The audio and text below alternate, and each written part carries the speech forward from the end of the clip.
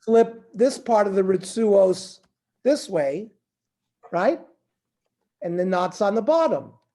But Jacob Goldfinger said last week, the way we learned about the yud, that I just put the, you just put the knot on the bottom, you put the knot on the top, because the dalit should be, has a certain kedusha, and then you wrap your tefillin this way. It's been something I've been doing for 50 years. I changed this week. I think it makes a lot of good sense. So Yeshakoyach Jacob. I started the way you did, but at some point, Rabbi Teichman pointed it out to me that there's a better way. Yeah, it's a very nice chap. Okay, so we're finishing up volume 8.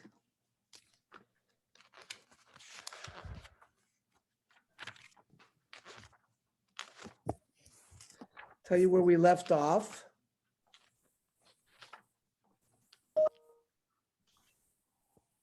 We left off on page 305.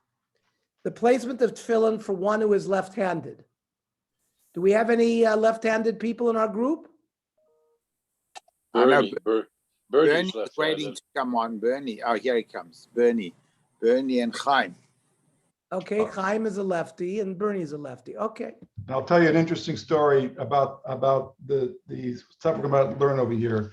A tshuva from Rabbi Yashav on this, very interesting. Okay. So we saw in the Tur and Shulchan Aruch, quoted in the previous section, that one generally dons tefillin on the left hand. The halacha comes from the Gemara Menachos, which brings some psukim. Ton Rabbanan, Menachos Lamed Vav Amud Beis. Ton Rabbanan, Yadcha, Zu, right? It says, Ukshatem le'os al Yadcha, Zu small. Ata Omer, this means you're left. Ata Omer small, lo ena liyamin. Maybe it means you're right. Talmud Lomer, Af Yedei Yosta Eretz V'Yemini Tapcha Shomayim. So it talks about his hand, and then it talks about Yemini. So in the same pasuk, if you have Yemini, Yad must be left. That's a pasuk in Yeshaya. Rabbi Yossi Achoyre Moimer, Matzino Yemin Shenikra Yad. That's no raya. We see sometimes the right hand is called Yad too. Shenemar, Vayar Yosef Ki Yashisa Viv Yad Yemino. Rav Nosson Oimer Einut Tzarich. We don't need this special proof. Arei Oimer Ukshartem Uksavtem Maksi v'biyamin av kshir b'yamin.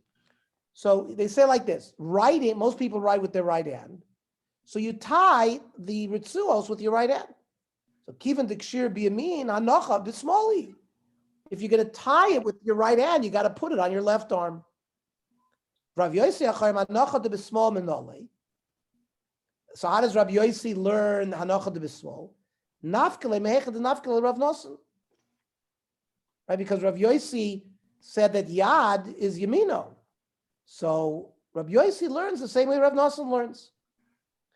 Rav Ashi gives another pshat. Miyadcha, in Parshas Bo, right? Ki Yishalcha, the other two parshios there, at the end of Parshas Bo, or B'Shalach, it says Miyadcha, Yad Chaf Hei, Ksiv Behei, Keha. Keha means weak. So the weaker hand, which for most people is the left hand. So the Gemara presents three makoros why the tefillin should go on the left. The word yad generally refers to the left. The word ukshatem uchsaftam, you shall bind, you shall write, indicate that one ties the tefillin with the same hand that one writes with. The word yadcha refers to one's weaker hand. So the Gemara Menachos in the continuation rules that one who is left-handed dons tefillin on his right hand. The one who is ambidextrous dons tefillin on his left hand.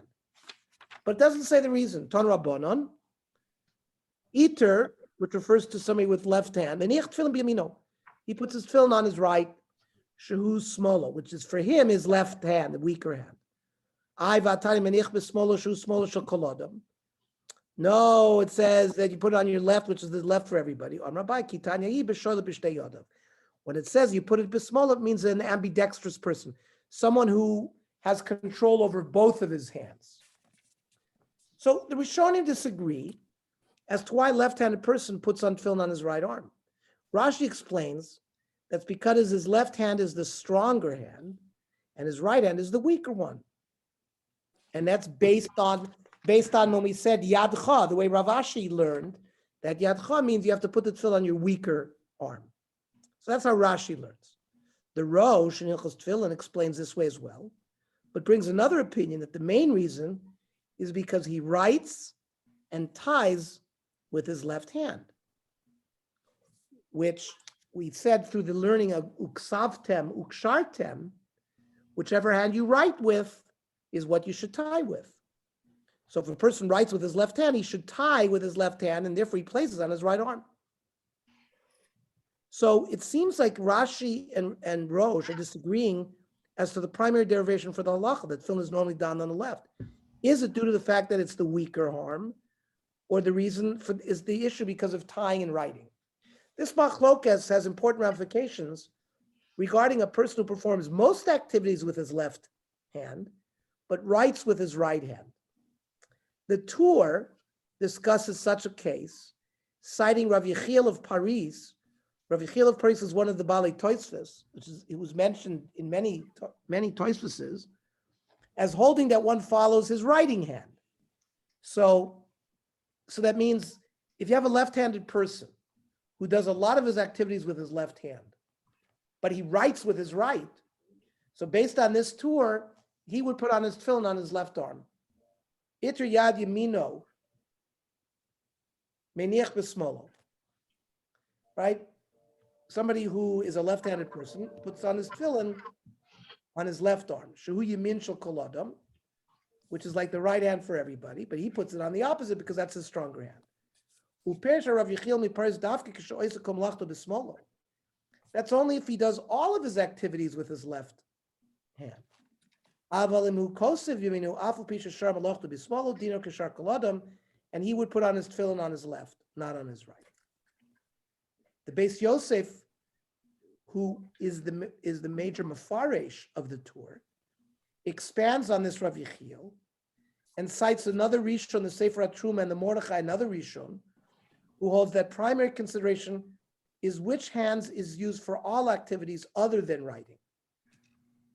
Adam HaKosev b'smol, he writes with his left hand. V'shar rov ma'asav oiseh b'yamin. But let's say he does all of his other activities with his right. Oh, kosev b'yamin, he writes with his right. V'shar rov ma'asav, and the rest activities he does with his left. Kosev balatruma zeh klal yanich tefillin biyad tashas koyach karavashi. The door you should always put on your weaker hand.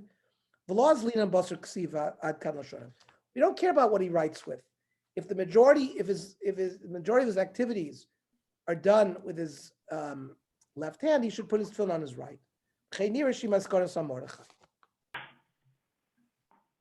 Uvismak kasuv, hasharlet b'smol b'chol davar. Somebody who's left-handed with everything. Menich tefillin b'yamino, puts tefillin on his right hand. Avalam ushoylet gam b'yamino b'ksiva. So the Sefer Mitzvahs Katanoi says that if he writes with his right hand, he's like an ambidextrous person, and therefore he'll put his tefillin on his left. Because of the Adam shu itri yad yamino sheragel lichtov gam b'yamin, az yanich b'smol atzmo. If he writes with his right hand, he should put his tefillin on his left. The Iker tol b'ksiva, right? The Yechiel of Paris says that it's mainly based on with which hand you write with. Kidamrina, like the drush of the Gemara, maksiva b'yamin avkshir b'yamin.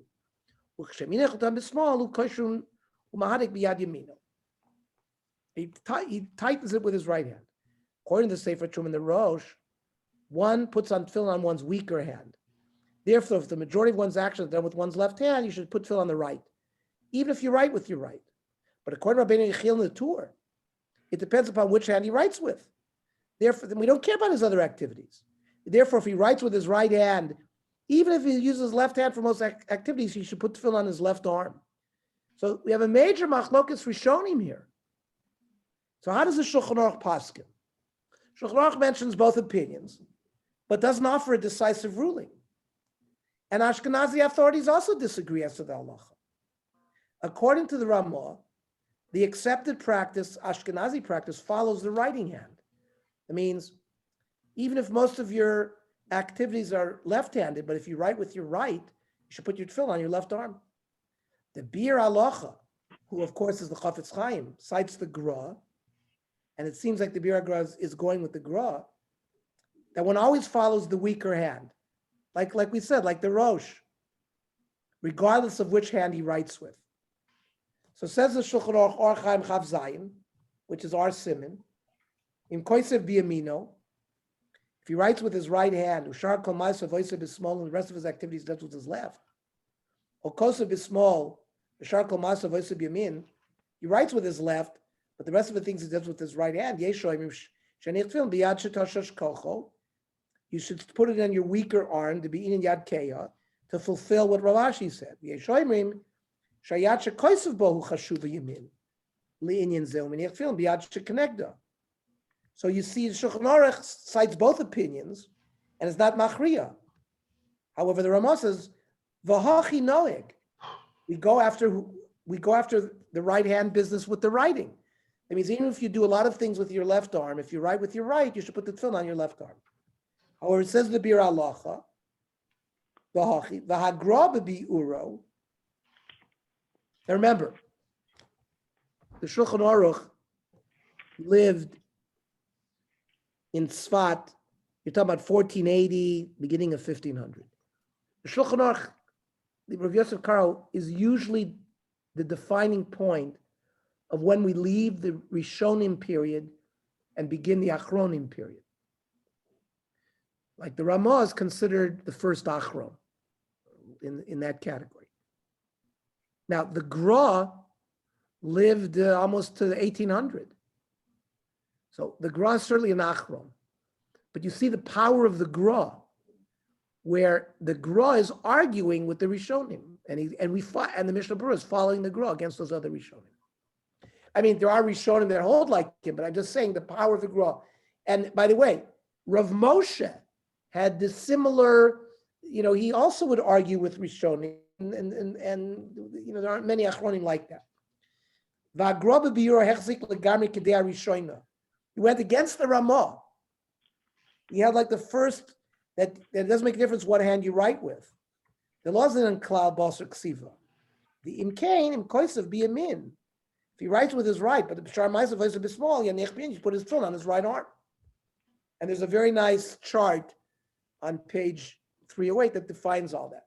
Chaim, did you want to tell us something of that? Yeah, so about 10 years ago, Rabbi Fodor, who was Rabbi Einhorn's Rebbe when he was in Israel, was visiting Yavna, and we were on this discussion of tefillin. I remember why, and I posed him the following question, which was similar to what we just learned here. I write and eat with my left hand, but I bat, I throw, I cut everything with my right hand. So my right hand is clearly a dominant, except when it comes to writing and eating. But the strong hand is like swing a hammer with my right hand.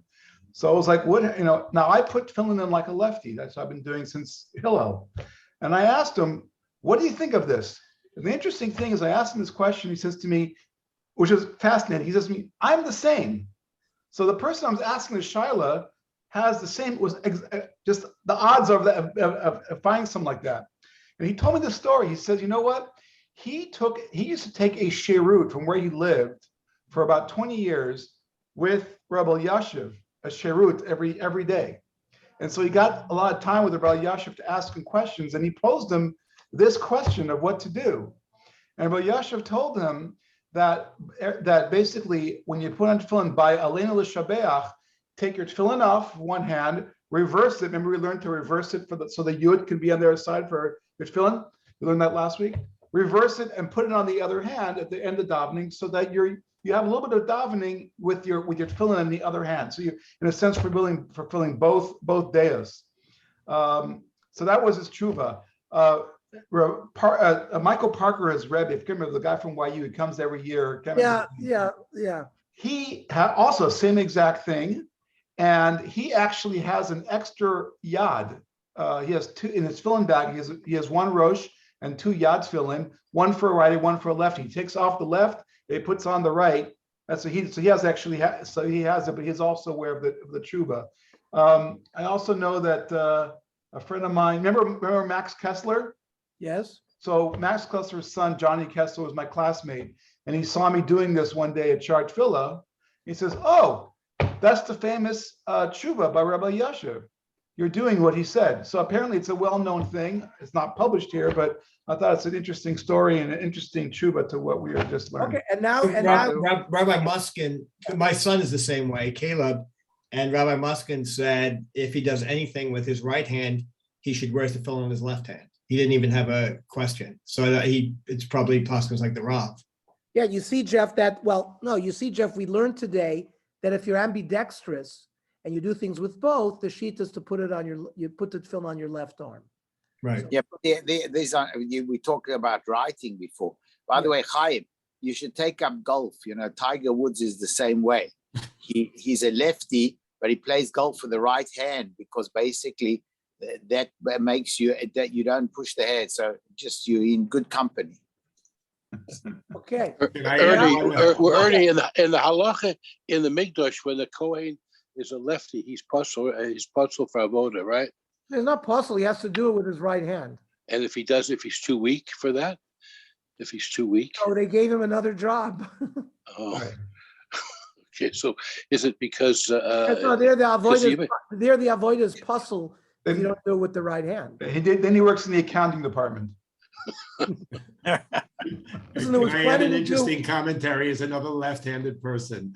The neuropsychologist would have a lovely time going through this Indian if you ever showed it to them, because we all know that if your dominant side of your body is usually controlled by the intellectual side of your brain, which is the opposite contralateral hemisphere in the cerebral cortex. But it was found after extensive study that left-handed people have two types of dominant control. One is, as you would think, the opposite side, the right hemisphere, controls the intellectual side, whereas the opposite hemisphere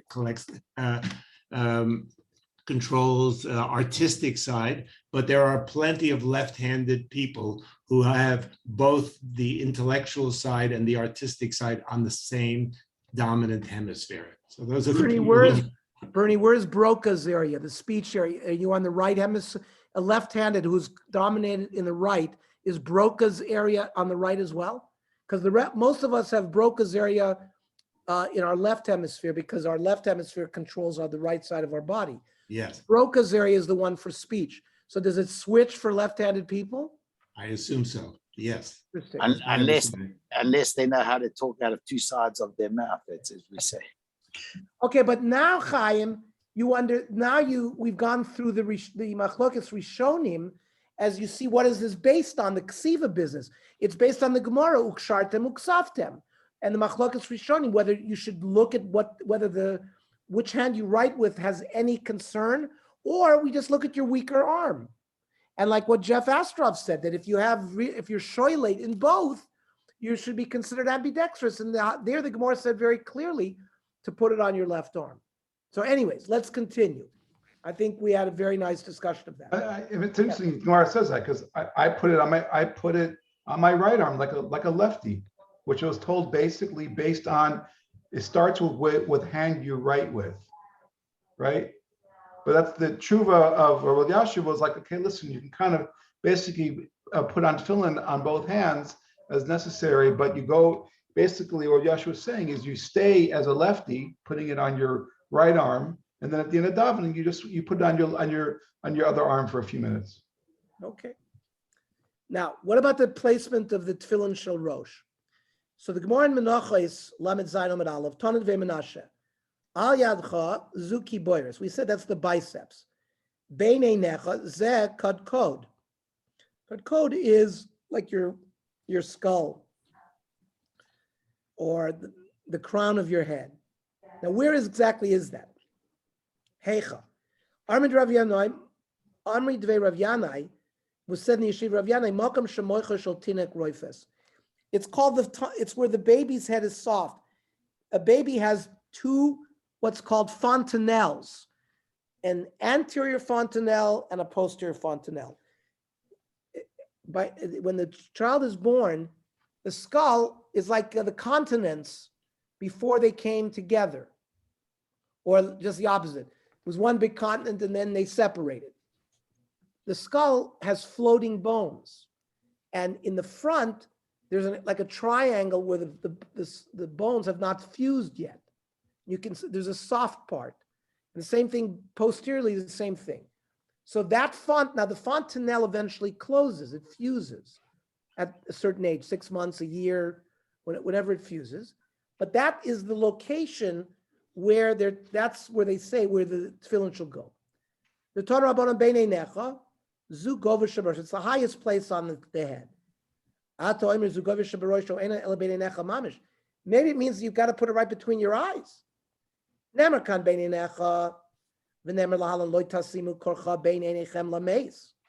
was a practice that when people would lose a loved one, they would cut away either skin or they would shave it off. And that was clearly not done between the eyes. That was done on top. Where it looks like somebody's becoming bald. Rav Yehuda, we don't need that limud, says Rav Yehuda. The Torah says you got to put tefillin on your arm, and hanach tefillin barosh. Malan b'makam aroyli tomei b'nega echad. Now, where are you going to put it on your arm? It's a place where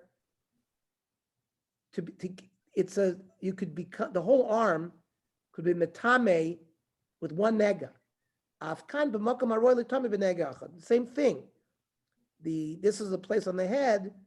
A korcha, a bald spot, like alopecia, you could become tummy with one nega. La'afuke, to exclude beinei necha, the ikar basar v'seyar. Beinei necha isn't just a place where you can become bald. There's flesh and hair. The ikar seir love and vikanami seir tzov. It's not one kind of nega that's going to make you. You could have a golden hair. You could have a white hair. But on the top of your head, there's only one type of nega that can make you tummy becoming bald there. So the Gemara has given us a number of reasons or a number of locations where you should put the tefillin on your head. The area that is soft on an infant's head. Number 2, the upper part of the head where hair is capable of growing. The Rishonim derive from these 2 criteria that the lowest area in which the tefillin can be placed is the beginning of the hairline. And the highest area is the location where a baby's head is soft. That means you shouldn't put it more on your forehead than where your hairline is. That's the lowest area towards your face. And the highest places, you can't go behind, posterior to the fontanelle area. And the Shulchan Aruch says that. Makam anachas tefillin shel rosh, me'aschalas ikari asar, from the beginning of your hairline, mimitzcho, which is near your forehead, at sofa makam shemachu shel tinek rafis, or to the back of that place where the fontanelle is. Now, what about the kesher and the ritzuos of the tefillin shel rosh? The kesher or not on the tefillin shel rosh symbolizes Am Yisrael. The Gemara Menachos consequently mentions 2 points regarding how they should be positioned in order to resemble the optimal state of the Jewish people. In Menachos Lamed Amid Beis, it says, Amar Rav Yehuda, kesher shel tefillin, sarach sheyeh lamala. It shouldn't be down on your neck. It should be up on your head. So the Bnei Yisrael should be up and not down. It's got to be, it shouldn't be on the sides of your head. It should be sort of opposite your face. It's a right that the Jewish people should be in front, not in the back. According to Rashi, what does it mean, lifnim? Means the decorative part, the dalid. Right? Some have a custom that the dalid actually appears like a final mem, which appears like 2 dalids, one facing the wearer and the other facing outwards. It's got, we're talking about the knot on your back, on the back, you still has to be on your head. It can't be on the neck. And then klape pnim, mimul oref, v'lo b'tzidei rosh. The front part of your tefillin shouldn't be on the sides of your head, it should be in the front. Lish nachrina klape pnim, sheyah kesher mibifnim, the knot should face sort of inward. The hanoi shel daled b'bachutz, and the daled of the bias or the daled of the kesher should also be facing outwards. Now the Tur writes that the black part of the daled faces outwards. It means it's got to be there's a shiny black facing outwards, and then there's a part that's not shiny on the inwards. So the black side of the ritzuos also needs to be facing outwards. He explains that the reason for this is that the decorative element be visible to others. Has to be the nape of the neck and the back of the head. Not deep, low on the neck. Should be in the center. Shouldn't be leaned one side or the other. It shouldn't be leaning one way or the other. The part that forms the dalid, it should be facing outwards, not inwards. The straps that are on either side of your head, you shouldn't let them flip so the non-black side is faced outwards. The side colored black should always be visible forward. The Beis Yosef discusses whether the imperative to have the black side of the ritus facing outwards is relevant for the tefillin shel rosh only, or also for the tefillin shel yad. Garcin the Perek Vela Megalchin, the Ravuna Itapche le ritzudit tefillin. Ravuna's tefillin flipped upside down. The Yosef Alo Arboin Tani, he fasted 40 times. V'ilchos tefillin kosav harosh, v'zelosh and shuvas ka'on. Ritzud Ravuna Isapcha v'Yosef Arban Yomi. That which Ravuna's strap flipped and he fasted 40 times, is that b'shel yad or b'shel rosh? Was that because one of the ritzuos of rosh flipped or the yad flipped? Hachi gmirna mirabusa. We have learned this from our rabbis. The shel rosh haisa. The flipping was the ritzuos shel rosh. Ravuna Yosef b'Darisa lav mishum d'chayva hava. It wasn't a chiyuv. Marok chasidus hava. It was because he went lifnei mishur sadin ad kam l'shoinai. Aval Rambam kasav lo'olam yizar liyos pnei ritzul lamala. You also be careful that the black faces outwards. When you put them on, according to the Rosh, only the straps of the tefillin shel Rosh may not be inverted. Over the Rambam holds that this also applies to the straps of the tefillin shel Yad. The Shulchan Aruch in the following halacha cites all of the principles discussed above and rules like the Rambam concerning the ritzus being turned over, that it's not just enough to be careful about the ritzus of the shel Rosh, but you have to be careful about the ritzus shel Yad. I guess we're solving the problem with today's ritzuos that are painted black on both sides, through and through. Right. Number one, he says the dalid in the back has to be above the nape. You got to make sure that the tefillin, your bayit, has to be in the. That's why people have these mirrors. They're always checking that the tefillin should be right in the middle. That's be in the middle of the neck, not to one side or the other. The part that looks like a dal in the back should be faced outwards. The Ramah says very carefully, very clearly, like the Rambam, that you should be careful about the straps of the tefillin shel yad as well, that it shouldn't flip. What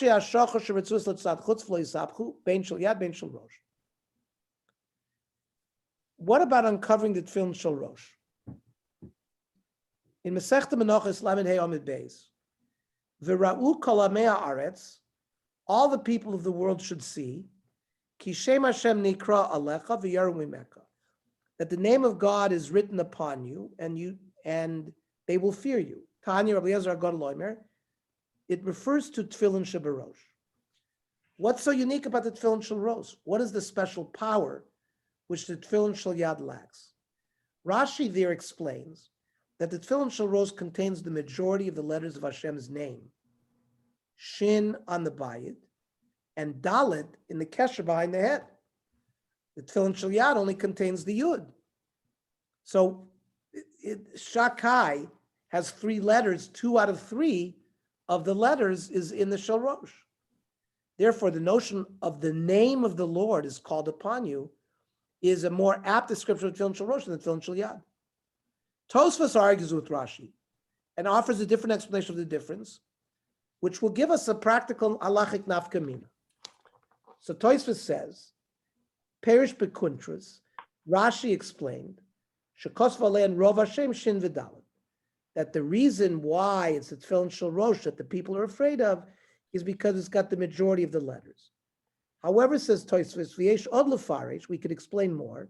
The Lekach Ka'amar Elu Tefillin Sheberosh, Mishum Denir and Yoser Mishal Yad. Listen, the Tefillin Shel Rosh is on top of your head. The Tefillin Shel Yad is here, nobody can see it. According to Tosfos, it's much more visible. The Al Shel Yad are meaning Lekaman L'chalaos v'lo lachem laos. In fact, last week we learned that it should be a little hidden. There should be tznius, that it should be for you a sign, not for others. According to Tosfos, the uniqueness of the Tefillin Shel Rosh is that it is seen by others, as opposed to the Tefillin Shel Yad. It seems from Tosfos that the Shel Rosh should be open so that others can see it.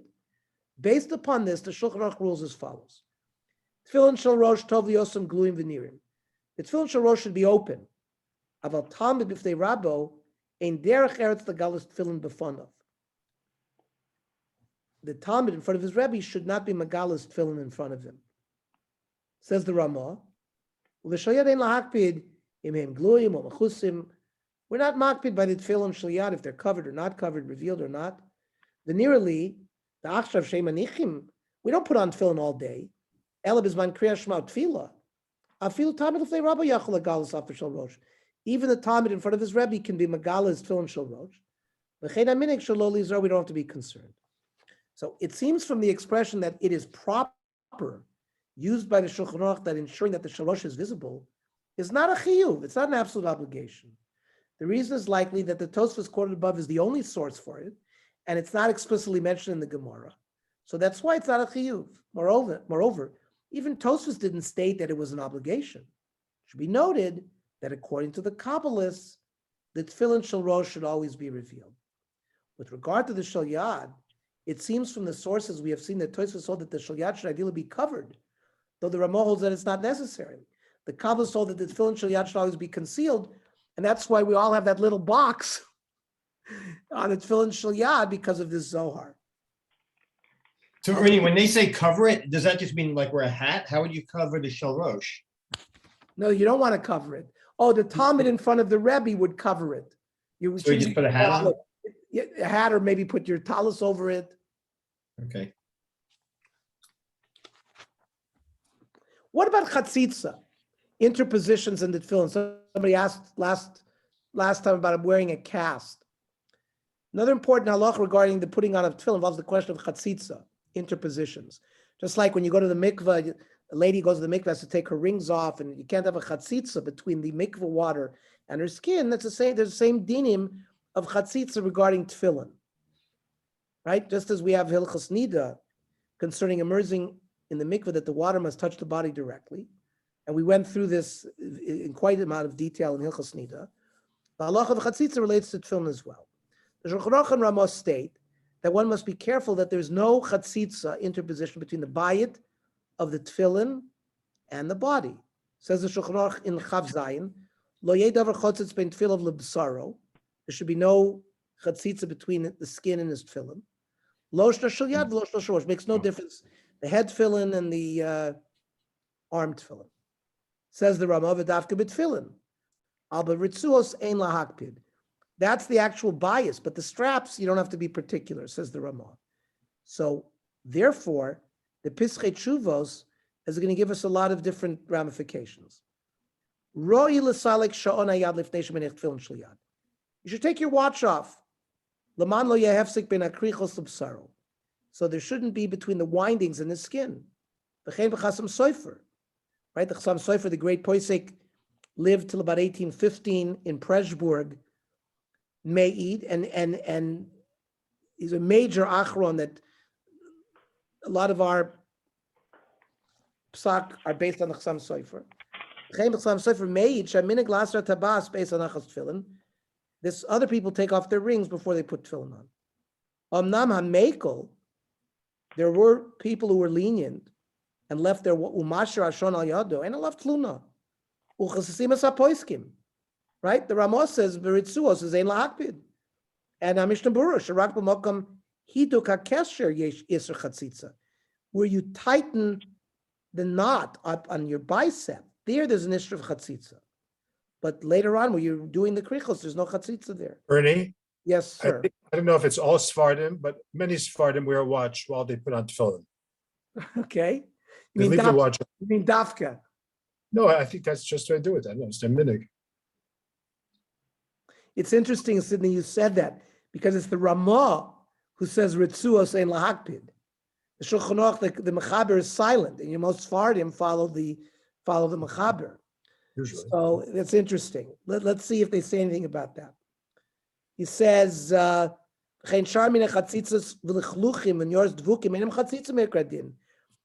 if it's dirty or anything like that, it's not really a chatzitza. Omnam ritiya, a bandage, the tachboshet al makoso,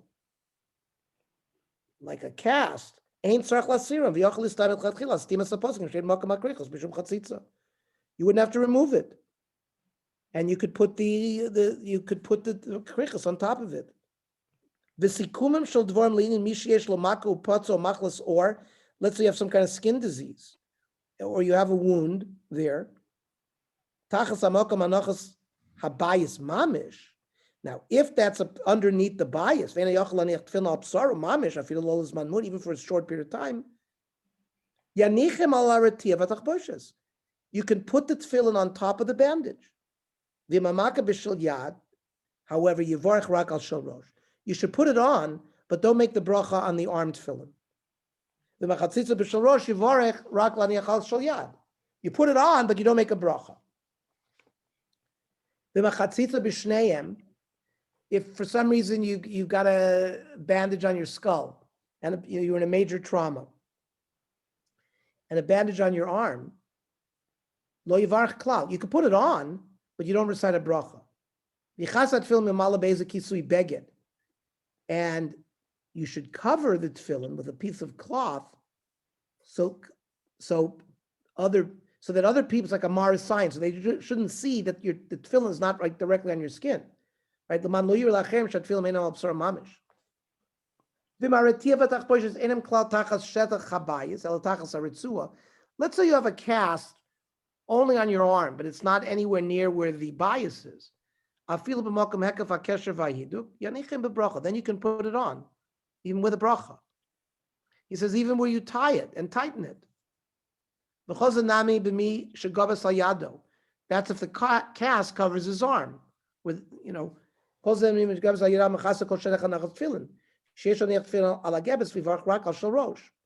again, when you put it on top of some kind of cast, you put it on, but you don't make a bracha on the yad.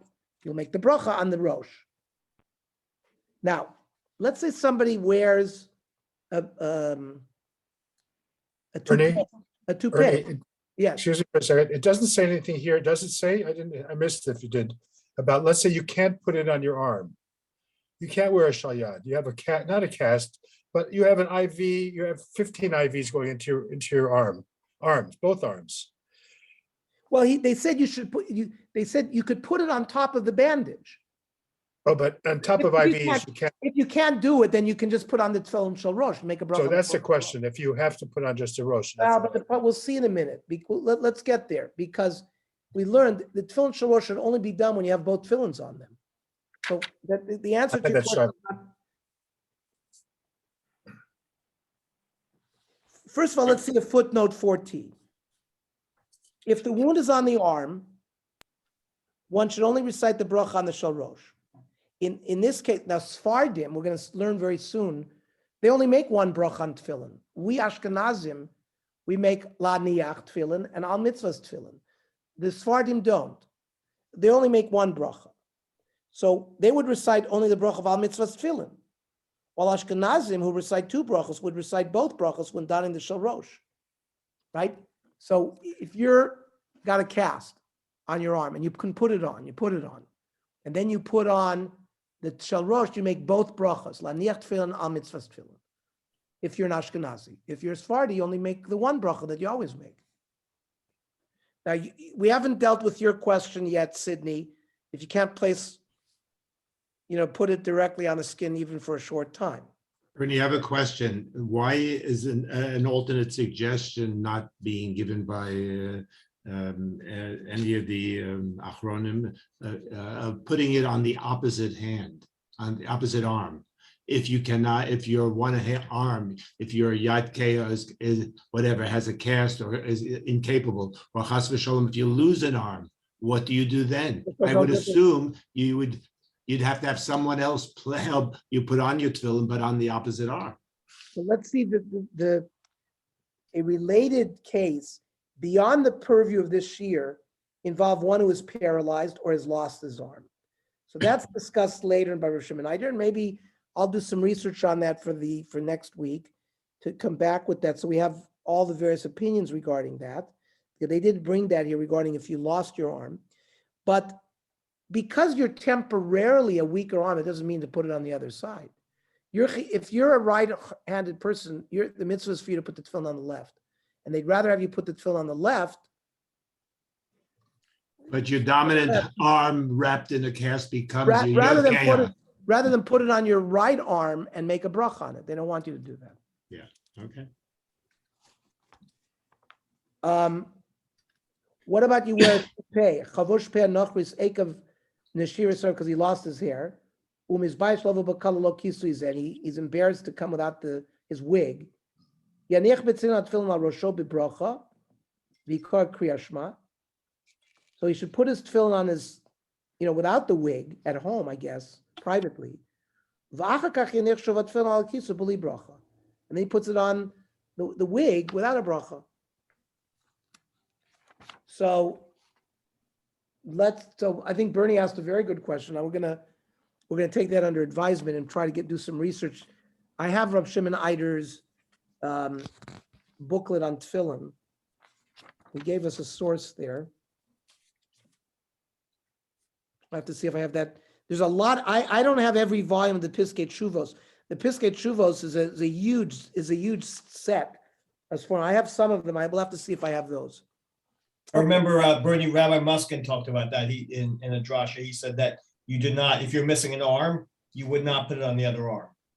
You just wouldn't put it on the rosh. You just put the rosh on. You wouldn't put on the yad. Right, and then you'd make both. Wow. What happened? Kill the shear. Crazy. Hope he's not talking to himself. Now we're I back. think you must be. It's such a good question, Bernie. You ended the shear. Jeff, when I got to yeshiva when I was 13 years old in New York, I walked into the base medrash the first day for Mario, Shabbos. text Ernie, Mario. You hear Sorry. me? Text Ernie, Mario. Sorry, Sydney. Anyhow, and the guy in front of a young kid, I mean, he was my age, he was 14, in front of me had a prosthetic right arm. He had a terrible story. The year before, he did laundry in a laundry. Okay. What about the bracha on tefillin, page 316? Although most mitzvahs are accompanied with one bracha, recited prior to fulfilling it, we know mitzvahs you're supposed to do oiver lasiyasin prior to performing the mitzvah, like before we shake the lulav, al natilos lulav. Each time we make a bracha before. It seems from the Gemara Menachos that there may be two brachas associated with tefillin. The Gemara discusses a case where a person was mafsik. He interrupted between putting on his tefillin shel yad and he putting on the tefillin shel rosh. Somebody spoke between the tefillin shel yad, tefillin shel rosh. You have to go back and make another bracha. Sach in, lo sach lo. Means if he didn't speak, you don't have to be chozer mevarach. Frank the Gemara v'ashalach Rav Chia b'rei Rav Huna mishmei Rav Yochanan. Rav Chia sent the name of Rav Yochanan al tefillah shel yad oimer baruch hashem k'shem mitzvah tzvanu laniach tefillin al tefillin shel rosh oimer baruch hashem k'shem mitzvah tzvanu al mitzvah tefillin. So it seems that lachatchila there's two brachas.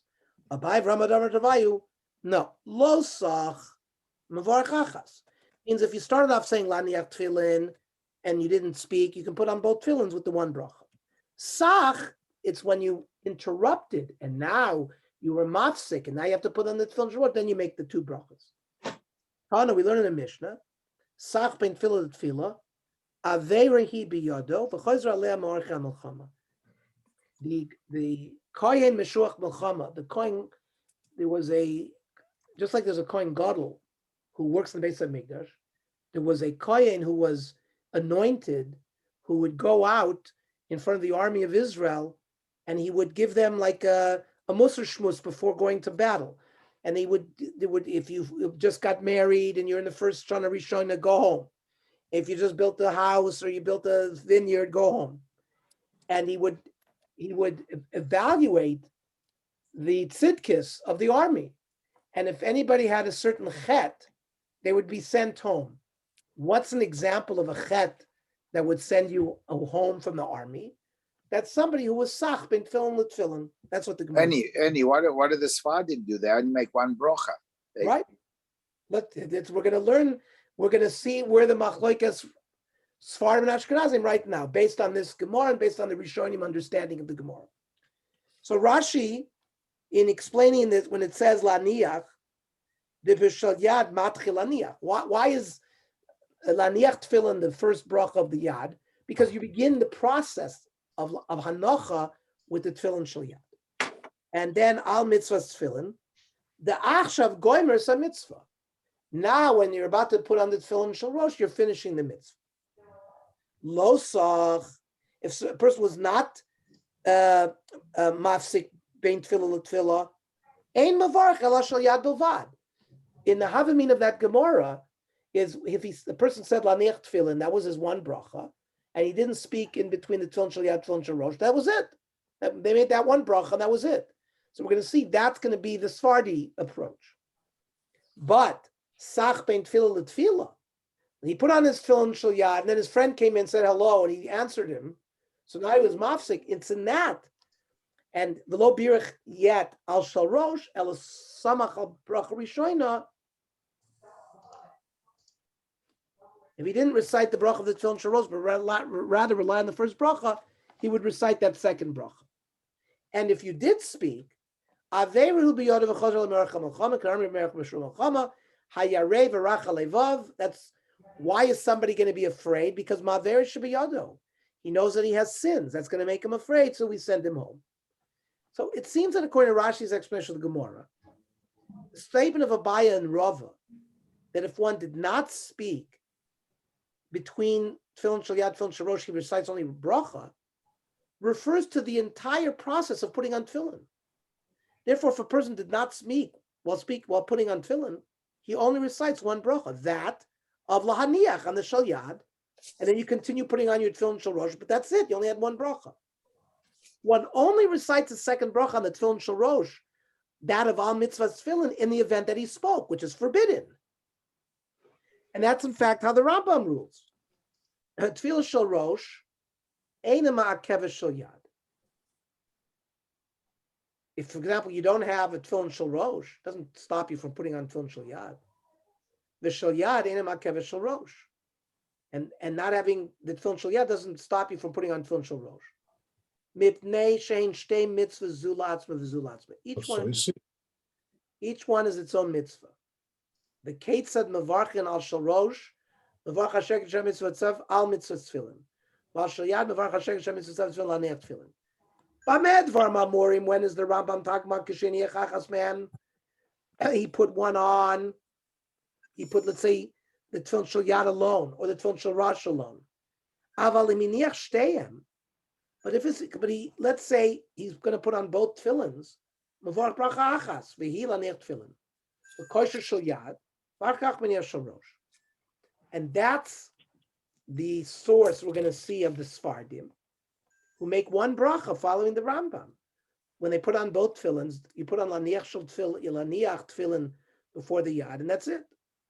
Tosfos, citing the opinion of Rabbeinu Tam, interprets the statement of Abai and Rava differently, as referring only to reciting a bracha on the tefillin shel rosh. If one did not speak, then one recites only al mitzvahs tefillin shel rosh. And if one did speak, then one recites both brachos on the shalosh, lahaniach and al mitzvahs tefillin. Thus, the bracha of al mitzvahs tefillin is always recited on the tefillin shalosh. And two brachos are always recited in all cases of putting on tefillin, even when there was no hefsek. Says Tosfos, there, Menachos Lamed Vav. V'Rabbeinu Tam Pirish Lo Yisach means Mavarch Achas L'Shel Rosh, Mavarch HaMitzvahs Tefillin. Shezui Berchoso. That's its bracha. And Sach, if you spoke, you have to be Mavarch Beis Shel Rosh, La'aniach and the Al Mitzvahs. So, the Beis Yosef, in his commentary on the Tur, quotes the Zohar, which rules like Rashi and the Rambam, that ideally one should only recite one bracha. On the other hand, the Beis Yosef mentions the custom of Ashkenaz to recite two brachas. A third option mentioned by the Mahari ben Chaviv to recite two brachas, but adds the phrase, Baruch Shem Kvod Malchus Elohim Vod after the second bracha. As this is the expression that is generally recited after one recites a bracha levatala. And there's a dispute, that Iker dispute continues between the Shulchan Aruch and the Ramah. Says in Orach Chaim Chafei, Yaniach Shel Yad Tchila Vivarach Laniach Tefillin. You put on your tefillin Shel Yad, before putting it on, you say Laniach Tefillin. V'achar kach Yaniach Shel Rosh V'lo Yivarech, Ki im bracha achas l'shteim. You make one bracha. Says the Ramah, V'yeshoyim Levarach al Shel Rosh al Mitzvahs Tefillin. Afilu lo yifsik mitam, even if you were not mafsik between the tefillin Shel Yad and the tefillin Shel Rosh. V'chein Pashat HaMinig B'bnei Ashkenaz, that this is the custom in the Germanic lands. Shemavarchin shtei brachos. The tov loimer tamid achra bracha shniya baruch shem kvod malchus olam vod. And the Ramah says you should say baruch shem kavod. And then also lahafsik b'dibur ben tefillah shel yad tefillah shel rosh. You should not be mafsik between putting on your tefillin shel yad tefillin shel rosh. V'im hifsik mevarch shel rosh al mitzvahs tefillin. If you're mafsik, you still say the bracha of al mitzvahs tefillin. That's the Shulchan Aruch. Hagah uledidon denogin levarch shtei brachos afim lo yifsik. Meaning, if you were putting on your hat, you put on your arm tefillin, and prior to putting on the arm tefillin, you said laniach, and then you were mafsik, you spoke. Now that when you put on the tefillin shel rosh, you got to repeat. You got to say laniach again, just like al natilas yadayim, and you speak. You got to go do it again. You make the bracha again. Very similar to that. You have to say the laniach again and in the al mitzvahs tefillin again. So, like Sidney said, in practice, Sfardim follow the Shulchan Aruch and recite one bracha on tefillin normally, while Ashkenazim follow the Ramah and recite two brachas on tefillin. The Shulchan Aruch notes that the prohibition of speaking between Dan and tefillin shel yash and tefillin shel rosh is so severe that it applies even to answering to parts of the tefillin classified as dvorim shebedusha, things that are recited with a meaning like kaddish and kedusha. Imsach l'tzarech tefillin. If you had to speak about tefillin, like Tol Bruch, for example, you make the Tilas Yadayim, and you said you need the salt, you're allowed to say, oh, bring the salt, and that's not considered a hefsek. So the Shulchan Aruch is saying the same thing regarding tefillin, that if you have to say, oh, hand me my tefillin, if it has something to do with tefillin, that's not considered a hefsek. Ein a chozer mavarich. However, im shama kaddish kedusha bein tefillin shel yad tefillin shel rosh lo yafsik la'anasiman. If you hear kaddish or kedusha, you don't answer between tefillin shel yad tefillin shel rosh. Shoisek v'shomea v'chayv l'mashonim. You're silent, you have kavana, you hear, and that's it. Similar to what happens during Shemona Esrei. You're not, when you say mitzvahs tefillin, you're not over lasiyosan because you're putting your rosh on and then you say the bracha. No, hang on. Good point, Ella. We're going to because you move, you straighten it out. You mean, huh? We're going to deal with that right away. Okay. What is the timing of the bracha?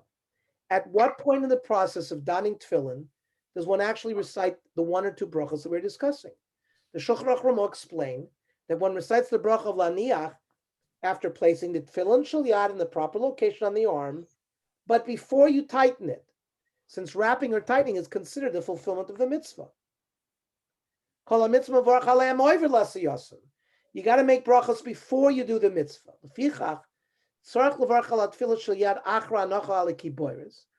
You got to first place it on your biceps and then you put it.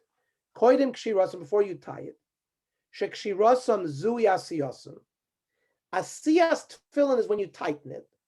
Says the Ramah to answer Elazar, v'chein b'shel rosh kodem shemahatkin b'rosho.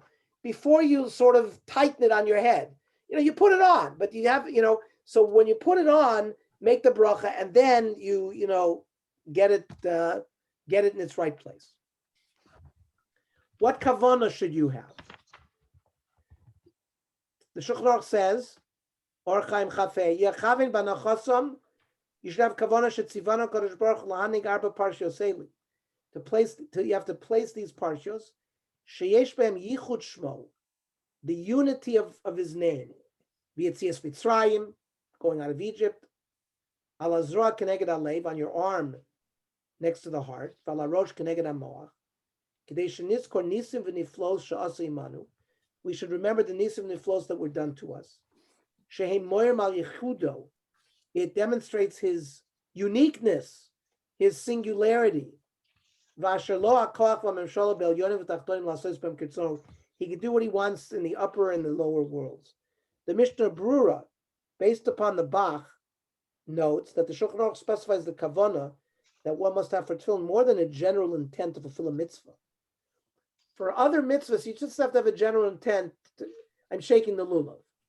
You don't have to have all the the great Hasidic masters had kavanas for the lulav and the shamay, No, you have to be yotze the lulav. But here, says the Mishnah Berurah, general kavanah for the mitzvah is not enough.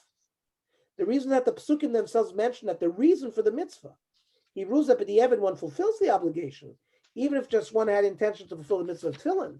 But it's a mitzvah that you should have these kavanas. Because of Abach, remember the whole reason of tefillin is that this should be a sign for you. It gives a reason. The foundation of the mitzvah and its fulfillment is it's totally in the intent that you have when you do the mitzvah. Because of a prima godim to be called makom. Of course, you're yotze the mitzvah if you just had the basic kavanah of tefillin, but just like last week, Jacob Goldfinger told us that little thing about putting the dalit of the tefillin on the rosh on top. It's a little thing we could do. When we put on tefillin, we should think about Yetzias Mitzrayim or the nisim that have occurred to either Klal Yisrael, Yom Ha'atzmaut, Yom Yerushalayim, Yom Ha'atzmaut, whatever nisim. Of course, Kriyas Yamsuf. It's a good idea to take this little thing and to add into the performance of our mitzvah a little bit. Ernie, can I interrupt you a moment? Please. How come the Tzurba makes no mention of Rastichli or the using the Ritzuas to spell out the letters Shin Daled Yud on the Yad? We talked about Shin Daled Yud.